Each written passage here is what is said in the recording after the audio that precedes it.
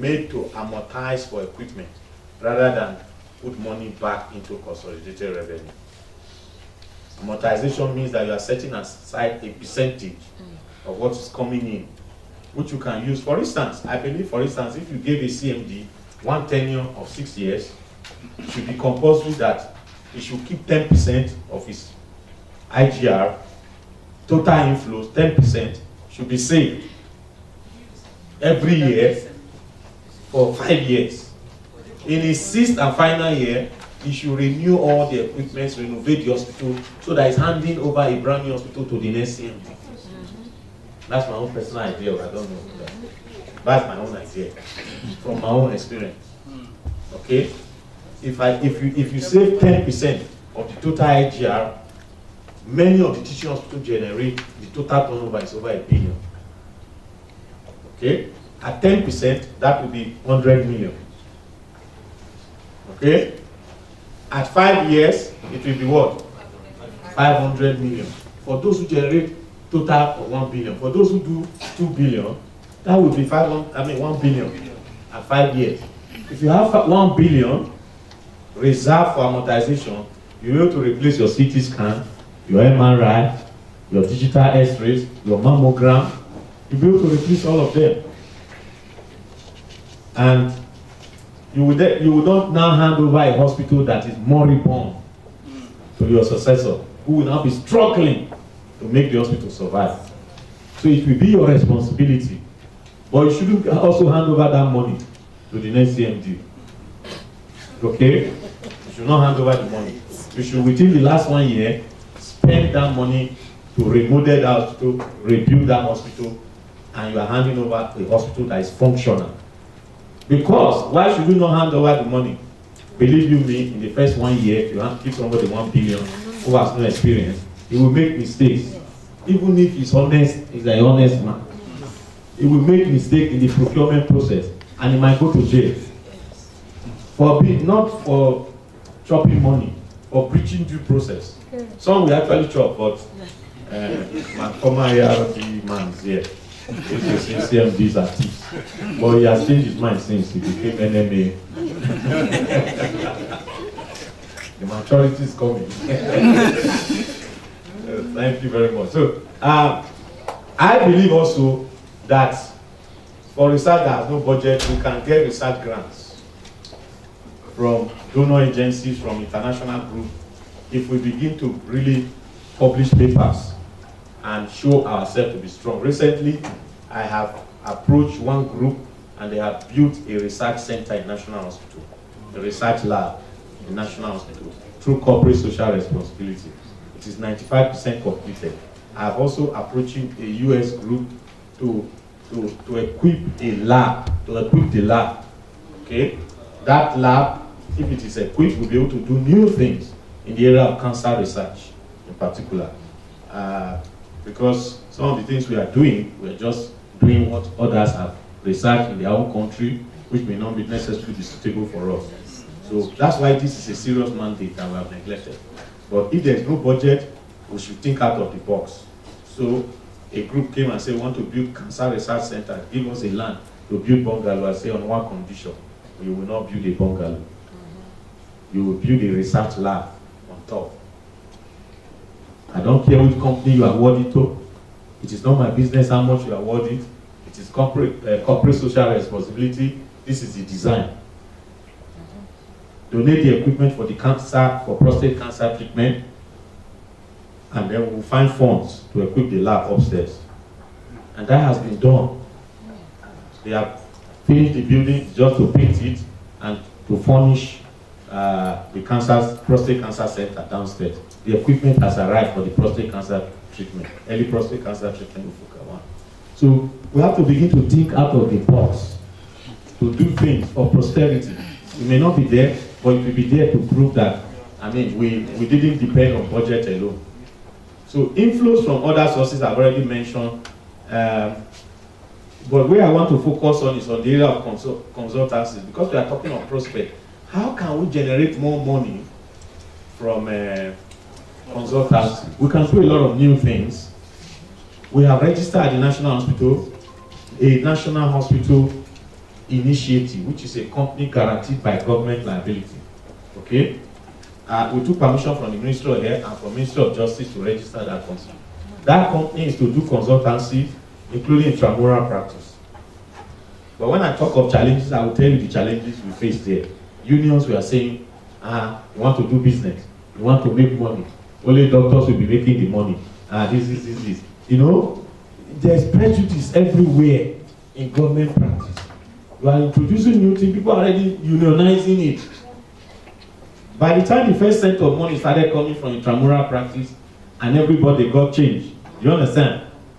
Thank you, we didn't know it's like this. So anybody who participated in taking that patient is to benefit from it. It's a business. We register a business entity, but we make sure it's guaranteed by government. So we will not be encumbered with all tax returns, this one, that one. Okay? That's the trick, but it takes longer to register when you want a government guarantee.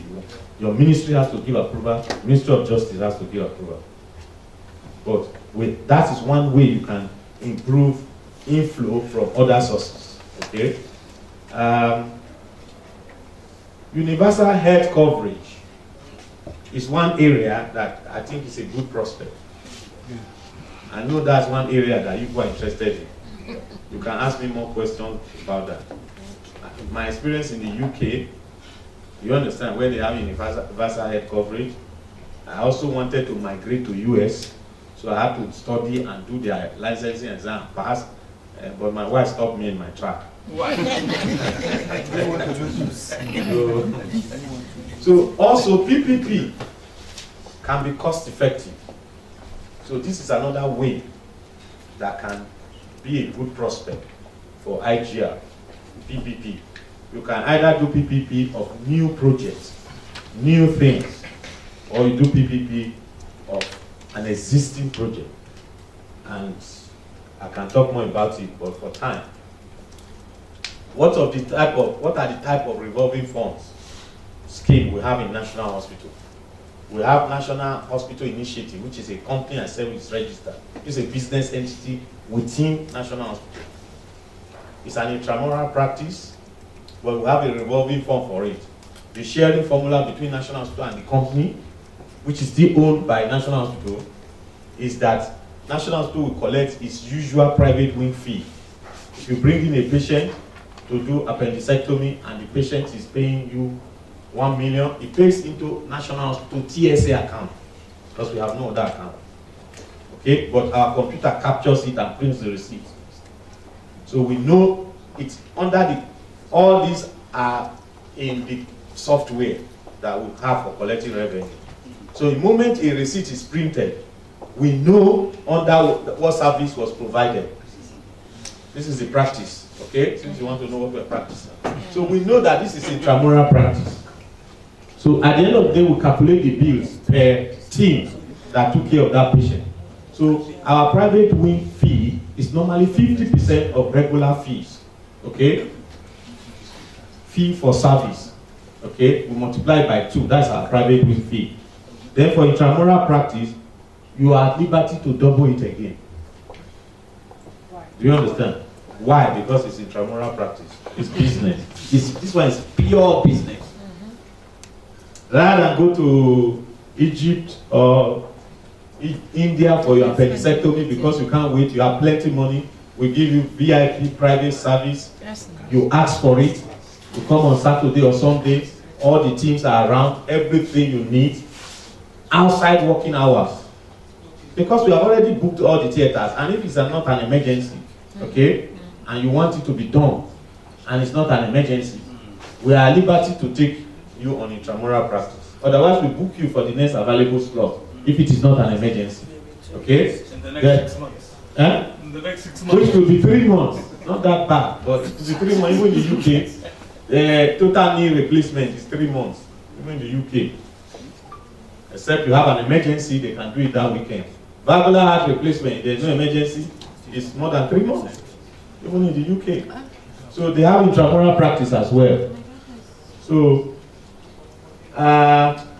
so we have billings for intramural practice revolving fund, medical consumable revolving fund, theater consumable revolving fund, Labor ward consumable revolving fund, radiology consumable revolving fund, nuclear medicine revolving fund, oncology consumable revolving fund, drug revolving fund, laboratory revolving fund, trauma center revolving fund. Can anybody guess which one is the most profitable here? Eh? Which one is the most profitable? Just mention the number. Labor ward consumables. Labor ward consumables. Number 4. Number 9 is the most profitable. Number 9 is the most profitable. Yes, because everybody must do tests. Okay. So, laboratory revolving fund is the most profitable. I'm a laboratory physician, a pathologist. Okay. Chem Part, which is my department, I headed for 15 years before I became CMA, has been generating more than 150 million per annum for the past 5 years. Okay, that's chemical pathology, which those of you are doctors know that that's one of the smallest departments.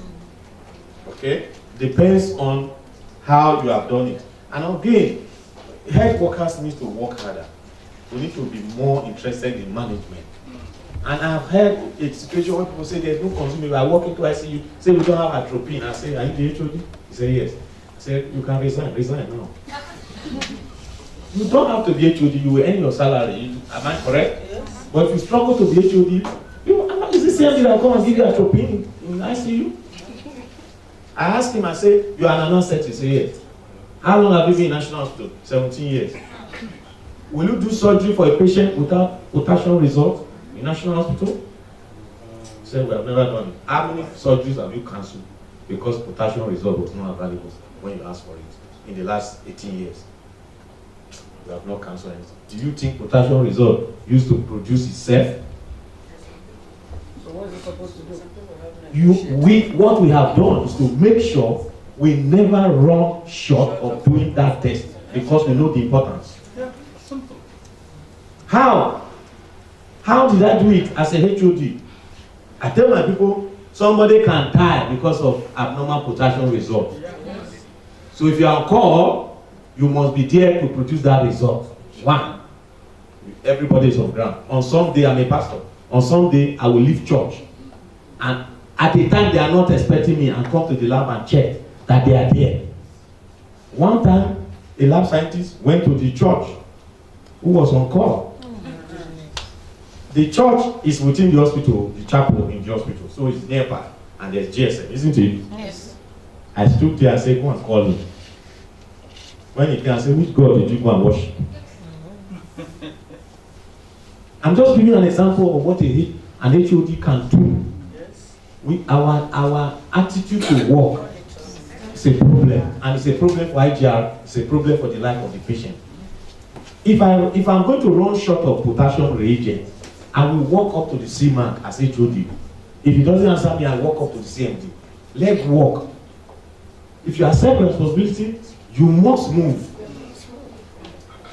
And if my backup equipment, because there must be a backup for critical equipment, if it spoils, I go and tell the CMD, like, we may not have potassium result in National Hospital in the next 2 days. Say, what do you mean? I say, we have a backup. It has spoiled, so we are using only the main equipment. Or we have shifted to backup, the main equipment has spoiled. So anything can happen when you have only one thing. Yes. Isn't it? Yes. I tell him that we must buy one now. How much? I say it's 1.something million, sir. Do you have somebody that can bring you here? Are they ready to bring you here, sir? But we don't have money to pay. So I have negotiated with him, he can bring you, we'll pay him over 1 year. You must, if you are in charge, you must take responsibility. That's the problem with the health sector. I will come to that. Okay? These are revolving funds. The ones that are not revolving funds, NHIS, retainership, consultation, and bed fees. Okay? These are not revolving. So, again, how much of it should we give to government? But some of the NHIS payment is part of revolving. Retainership payment is part of revolving. Only that we are not collecting cash here.